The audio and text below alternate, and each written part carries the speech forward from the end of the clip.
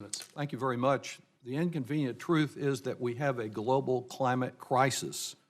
And whether you call it the Green New Deal or a climate action plan, what we need is bold action, and we need it now. And ignorance and delay and avoidance and denial is not such a policy. Last month, we had carbon dioxide reaching the highest level in the history of human existence.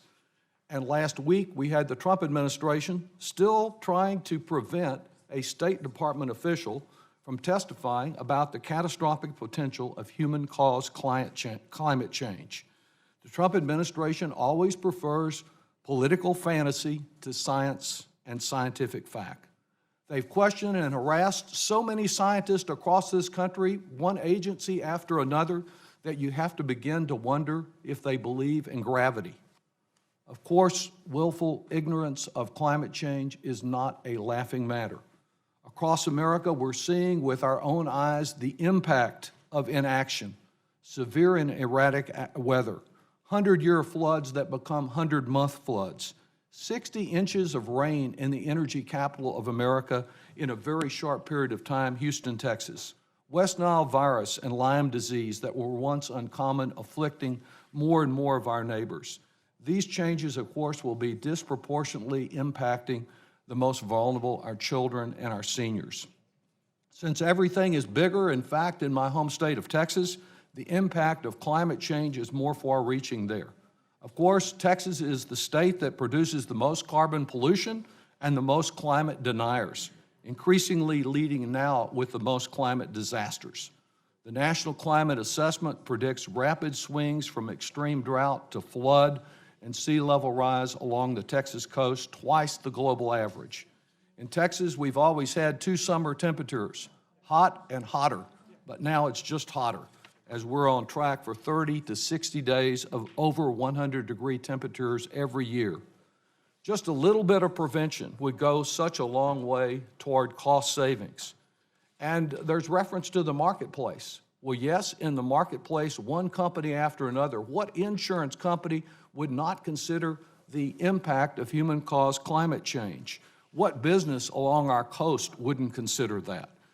There are market answers, but in 2017, the 16 extreme weather disasters in the United States had a market impact. They cost over $313 billion. We see companies around the globe that are changing what they're doing. They're expending billions of dollars because they know they could face trillions of dollars in loss. The cost of continuing to do nothing is impacting much more than polar bears and exotic locations in travel magazines. Energy-efficient alternatives shouldn't be the alternative, they should be the standard. Trump always says that he hates losers, but he's picked the losing coal industry. And coal, the war on coal has been very real, and coal has lost. It's lost in the marketplace to cleaner Texas natural gas and renewable energy. Of course, the Trump administration would say that our years and years of record-breaking heat isn't a dangerous sign of climate change. I guess they would call it alternative climate. I believe that we must treat climate change as a national security concern, as have so many senior defense officials. The Green New Deal, while aspirational and imperfect, offers a roadmap far stronger than the do-nothing Republican alternative of rejecting science in favor of obstruction.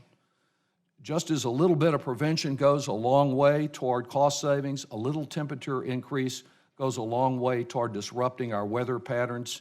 We've got to do more than just pray for rain in modest amounts. Dr. Hayhoe, I appreciate the testimony of all the witnesses, but as a fellow Texan, I would ask you, since you've testified in front of both the Austin and San Antonio City Councils, do you believe that these local climate action plans are important to adopt in the face of inaction in Washington?